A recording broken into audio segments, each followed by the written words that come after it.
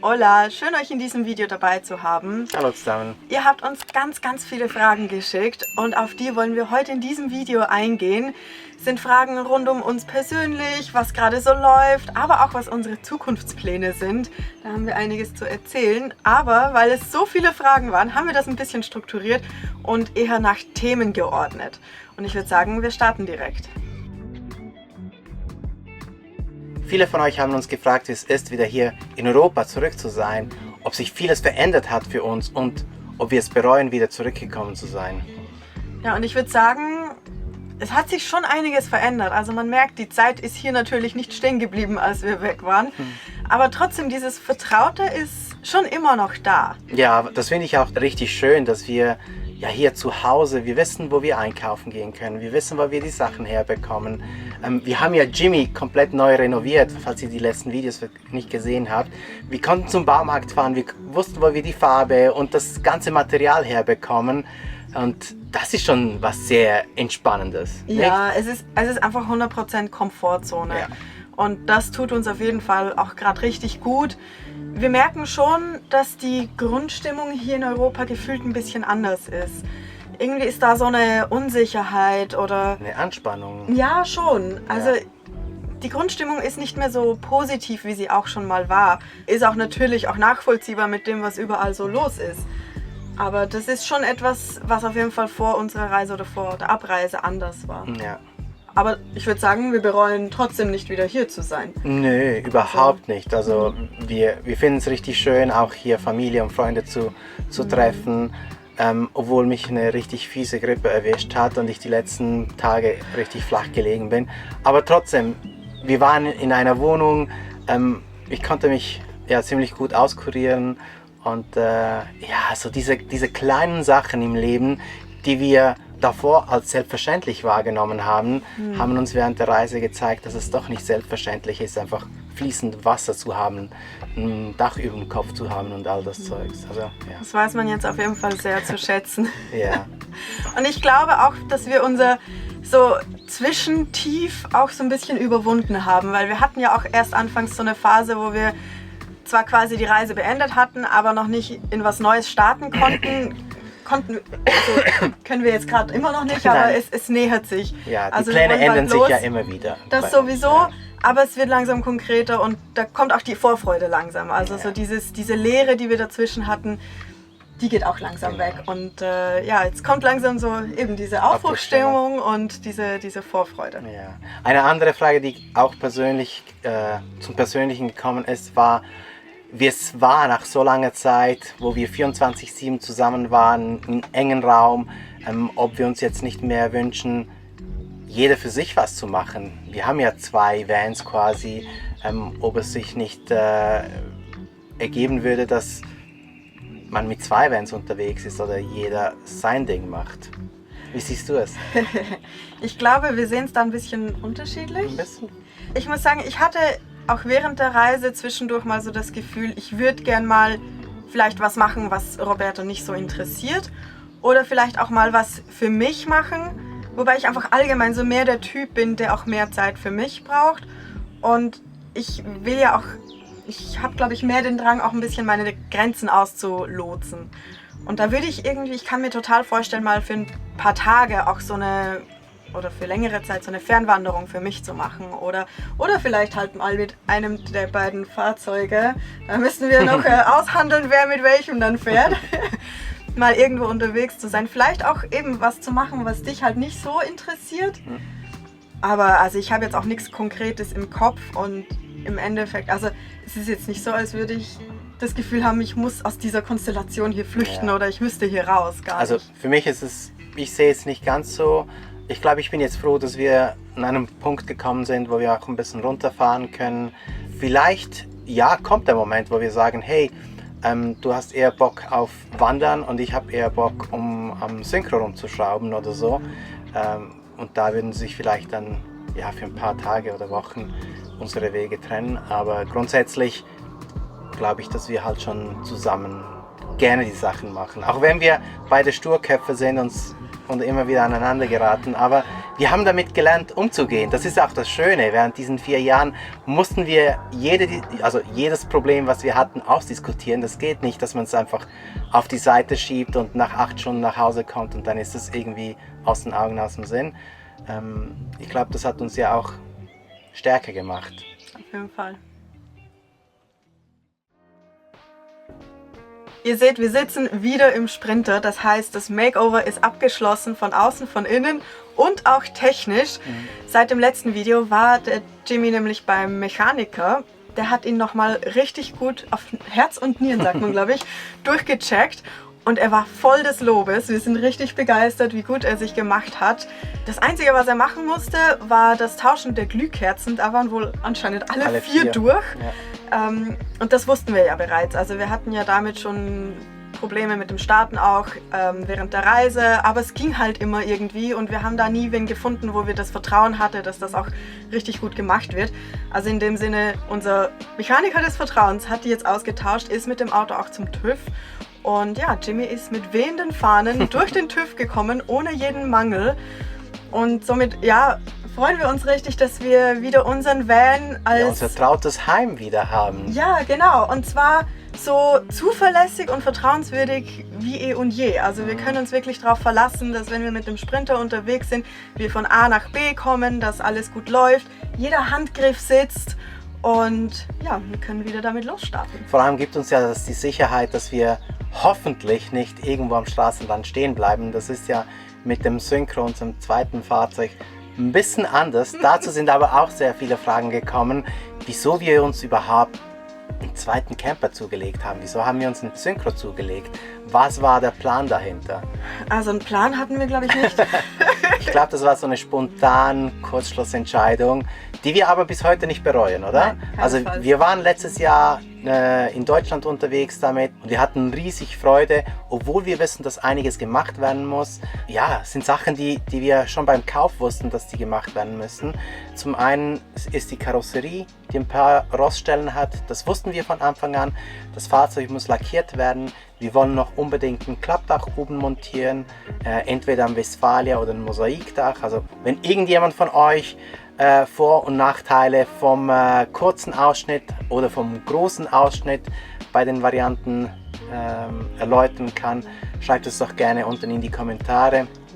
Wir haben da zwar schon ein paar Ideen, aber es ist halt auch nicht ganz einfach, weil wir halt doch neu in dem Thema sind. Ja, wir sind um jeden Input dankbar. Genau. Der Grund dafür, dass wir uns die Cabrita gekauft haben, war hauptsächlich, dass wir auch damit mehr Abenteuer erleben wollen. Also wir wollen mehr vielleicht auf Alpenstraßen unterwegs sein. Wir wollen auch in Europa viel mehr Offroad unterwegs sein und vielleicht zu einem späteren Zeitpunkt auch weiter. Vielleicht auch außerhalb Europas. Genau. Also klar, so die Wüsten Richtung Westsahara, das wäre natürlich sicher spannend, aber es gibt ja auch in Osten und über den Teich und überall so viele Möglichkeiten. Wo wir sagen müssen, also wir waren ja sehr zufrieden, die Panamericana mit dem Sprinter zu machen. Wir finden nicht, dass wir es hätten anders machen sollen, aber natürlich hatte der Sprinter da irgendwo auch mal seine Grenzen. Und die Grenzen können wir mit dem Synchro noch ein bisschen anders auslotsen. Ja. Wobei, das ist ja auch so ein Thema, was wir schon öfters gesagt haben, gibt es das richtige Fahrzeug? Es gibt nicht das richtige Fahrzeug. So zufrieden wie wir mit dem Sprinter waren, so eingeschränkt waren wir in gewissen Teilen, die wir halt nicht befahren konnten, weil wir halt kein 4x4, keine Sperrdifferential, also keine Differentialsperrung hatten. Was wir jetzt im Synchro haben, dafür haben wir im Synchro weniger Platz. Es ist alles ein bisschen kleiner, es ist älter, viele Sachen gehen eher mal kaputt. Also ja, so es hat sind immer Kompromisse. Genau. Aber wir freuen uns auf jeden Fall, dieses Thema Synchro in Angriff zu nehmen und da ein richtig cooles Fahrzeug auf die Beine zu stellen. Ja. Und damit wollen wir übrigens dieses Jahr noch starten. Wir sind jetzt mit verschiedenen Partnern in Kontakt und hoffen, dass wir im Herbst loslegen können. Da werden wir sehen, ob das wirklich so klappt, aber wir sind mal frohen Mutes und optimistisch, dass wir dann loslegen können. Und wir haben auch viele Fragen zum Gewicht von Jimmy erhalten. Wir haben tatsächlich immer wieder, wenn sich die Gelegenheit geboten hat, eine Waage angefahren und also eine war ja sogar auf dem Weingut, das war total witzig, wo sie eigentlich die Lastwagen mit dem Wein wägen. Wir sind da auf 3,3 Tonnen gekommen, also ungefähr bei den meisten Wagen. Ja, je nachdem halt wie wie voll wir waren. Also in Bolivien hatten wir zum Beispiel 50 Liter extra Diesel mit dabei. In einigen abgelegenen Stellen hatten wir Essensvorräte für 2-3 Wochen mit dabei. Also Konservendosen, Pasta, Reis, solche Sachen. Aber grundsätzlich würde ich sagen, wir haben uns immer etwa zwischen 3,3 oder 3,2 und 3,5 bewegt. Zwar immer am Limit, das haben wir natürlich auch mit den Stoßdämpfern gemerkt, dass die irgendwann mal durch waren, aber grundsätzlich war es okay. Und hier in Europa sowieso, aber wir haben so viele Sachen ausgemistet, wir haben so viele Sachen, die wir halt nicht mehr mitnehmen müssen. Wir haben, ja, auch die Essensvorräte, die werden wir nicht mehr für 2 Wochen aufstocken, das braucht es nicht. Wir können hier in jeden Laden hineinlaufen und was kaufen. Ja. Erwartungsgemäß kamen dazu die allermeisten Fragen. Was haben wir vor? Was sind unsere Pläne für die Zukunft? Unter anderem auch, was das Reisen angeht. Und auf jeden Fall werden wir weiterhin reisen. Ich glaube nicht, dass uns das jemals loslassen wird. Das wird auf jeden Fall Teil von uns bleiben. Aber gerade so Langzeitreisen wollen wir auf jeden Fall auch machen. Also auch wieder in entferntere Ziele, aber vielleicht nicht so wie jetzt die Panamerikaner. Oder zumindest nicht so lange. Also nicht, glaube ich, nicht mehr 4 Jahre am Stück, oder zumindest die ersten 2,5 Jahren waren wir an einem Stück unterwegs. Das hat uns schon sehr ausgebrannt. Ich glaube, zukünftig vielleicht mal ein halbes Jahr oder ein Jahr unterwegs zu sein, dann wieder nach Hause kommen und und so die Gedanken sortieren. Genau, und dass man einfach dieses langsame Reisen noch mal mehr zelebrieren kann, sich auch mal wieder Energie holen kann zwischendurch. Und da würde ich sagen, gibt es ja auch eigentlich unendlich viele spannende Ziele. Also wir können uns auf jeden Fall vorstellen, Richtung Osten zu fahren. Da gibt es ja so spannende Regionen. Aber auch Afrika wurde uns ja in letzter Zeit immer schmackhafter gemacht. Also das können wir uns auch sehr gut vorstellen. Wir haben ja auch erwähnt mit dem Synchro vielleicht so Richtung Westsahara, aber natürlich auch weiter im Süden. Da gibt es so Spannendes. Ja, und dann war ja natürlich Nordamerika noch. Ja, also für mich war ja Nordamerika, also USA, Kanada und Mexiko immer noch Traumländer, die ich gerne auch nochmals vielleicht mit dem Synchro bereisen möchte. Da gibt es ja so viele Offroad-Strecken, aber auch hier in Europa, hatte ich ja schon vorhin erwähnt. Ich glaube, dass das längerfristig mal wieder so zu verreisen, zu verschiffen, den ganzen Aufwand wieder, Egal wie unsere Verschiffungen bisher liefen, wir haben offensichtlich noch nicht genug. Nein. Wir haben noch nicht draus gelernt. Naja, jetzt sind wir Profis, jetzt wissen wir, was genau, für was alle uns erwartet. Eventualitäten. Ja. Aber genau, du hast es ja kurz angeklungen auch. Also wir hätten auch richtig Lust, so eine längere Reise dann auch mit dem Synchro eben zu machen. Wo es ja dann auch damit zusammenpasst, dass man hin und wieder mal Pausen macht. Dann macht auch der ein bisschen kleinere Raum nicht so viel aus. Aber man kann halt eben nochmal anders reisen und das wollen wir auch mal so ein bisschen erleben. In der nächsten Zukunft, also das sagen wir jetzt mal die nächsten Monate, ist aber jetzt keine so ferne Destination geplant, sondern wir wollen uns vor allem in Europa bewegen. Das hat ja auch einen einfachen Grund. Also wir sind auf der Suche nach einer Base. Wir wollen irgendwas finden, wo wir uns zu Hause fühlen. Nicht, dass wir uns jetzt hier nicht zu Hause fühlen, aber wir sind immer bei Freunden oder bei der Familie untergebracht und das ist auf längere Sicht, glaube ich, also wir sind Mitte 30, Mitte 40. Ich glaube, es ist normal, dass wir unser Zuhause haben möchten, unseren Rückzugsort. Und wir müssen den Ort halt einfach noch finden. Und deswegen werden wir jetzt in Europa unterwegs sein, die nächsten Monate mit dem Sprinter. Und uns ein Plätzchen suchen, wo wir uns zu Hause fühlen können und wo wir auch was aufbauen können. Ursprünglich war ja der Plan, dass wir erstmal nach Frankreich und Spanien fahren. Das ist nicht mehr so sicher. Nein, nicht ganz so sicher. Wie auch schon erwähnt, also unsere Pläne ändern sich auch immer wieder.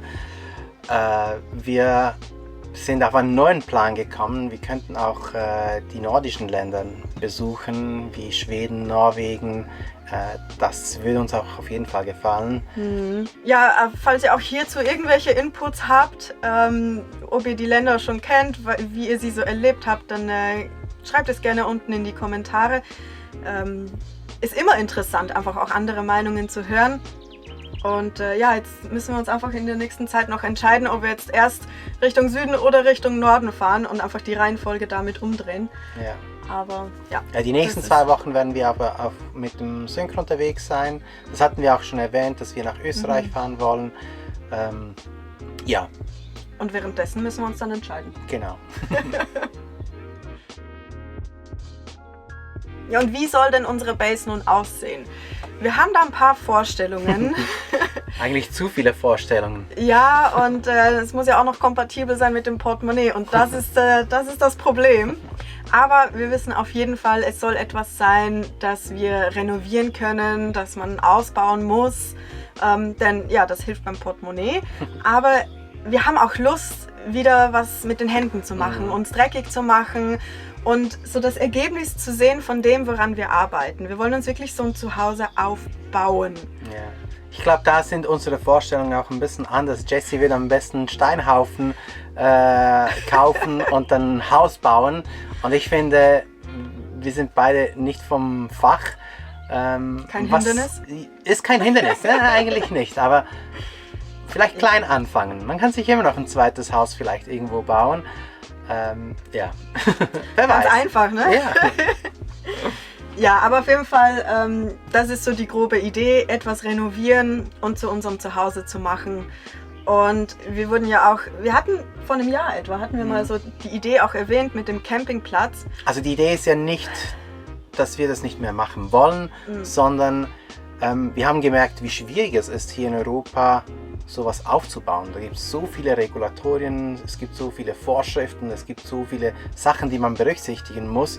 Da ist uns ziemlich schnell klar geworden, dass mit dem Budget, das wir haben, dass es fast unmöglich ist, was Cooles und ja, Interessantes hinzustellen. Wir sagen nicht, dass wir komplett weg von dem sind, aber vielleicht wird es eine Kombination aus Ort, wo wir leben und vielleicht 2, 3 Plätze, ganz informelle Plätze, ganz basic, ja, wo dann Leute einfach vorbeikommen können, 2, 3 Tage bleiben können, wenn sie Bock haben, auch mithelfen können. Also irgendwie so mehr ein Community-Ding, wo man sich gegenseitig unterstützt und hilft, als ein offizieller Campground mit allem Pipapo und Luxus.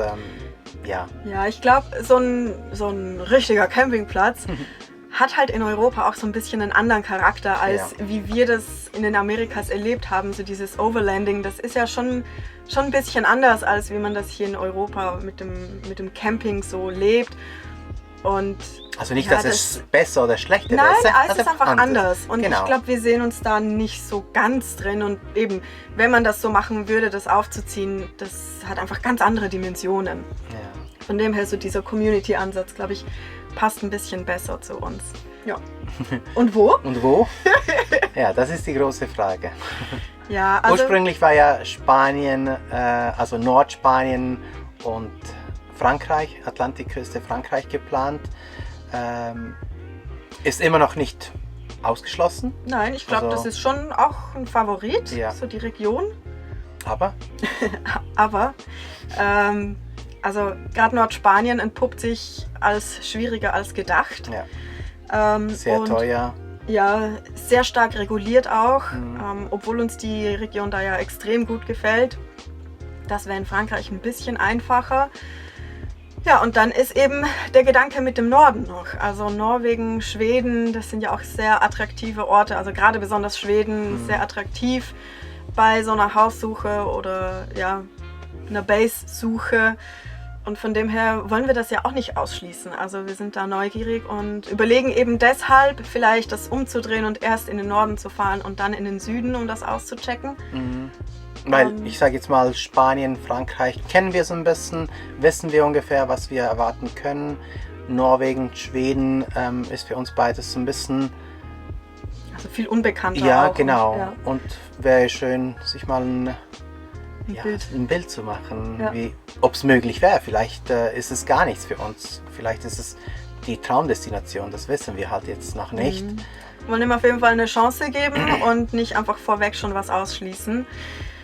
Ja, und das sind halt eben eigentlich so zusammengefasst so unsere Pläne für die nächsten Monate, vielleicht auch Jahre, vielleicht irgendwann in Kombination eben mit Reisen oder mit eben Synchro-Restauration und eben Heimatsuche. Und das sind auch die Dinge, die uns so ein bisschen so ein Chaos im Kopf gerade machen, weil so viel auf einmal ist und noch nicht so wirklich konkret. Ja. Aber ja, die Vorfreude kommt eben auch. Ja, und wir wissen jetzt, dass wir bis im Sommer, also bis Ende Sommer unterwegs sein werden. Im Herbst werden wir wieder zurückkommen und hoffentlich mit der Renovation vom Synchro anfangen. Wir werden auch unser Patreon-Treffen da haben im September. Wir werden, werden auch wieder alte Freunde treffen, die wir aus der Panamericana noch kennen. Da hat sich so ein alljährliches Meetup ergeben. Ja. Und auf das freuen wir uns auch wieder, viele altbekannte Gesichter wieder zu sehen. Ja, also es wird auf jeden Fall nicht langweilig werden dieses Jahr mit uns. Also, ja. Obwohl, also wir planen ja dieses Jahr bisher nur bis Herbst. Danach existiert das Jahr nicht. Wir haben einfach noch keine Pläne, sind offen, was da kommt. Vielleicht fahren wir in den Süden für den Winter. Ja, wir wissen es noch nicht. Ja. Das wird sich zeigen. Ja. Aber ja, gibt viel zu tun auf jeden Fall. Und wir hoffen, ihr seid da natürlich auch dabei, seid neugierig auf all diese Projekte, auf all diese Pläne. Und ja, folgt uns gerne, abonniert gerne den Kanal, habt das Video. Falls ihr weitere Fragen habt, schreibt sie doch gerne unten in die Kommentare. Wir beantworten die dann gerne unten in den Kommentaren. Und dann würde ich sagen, wir sehen uns im nächsten Video. Hasta luego!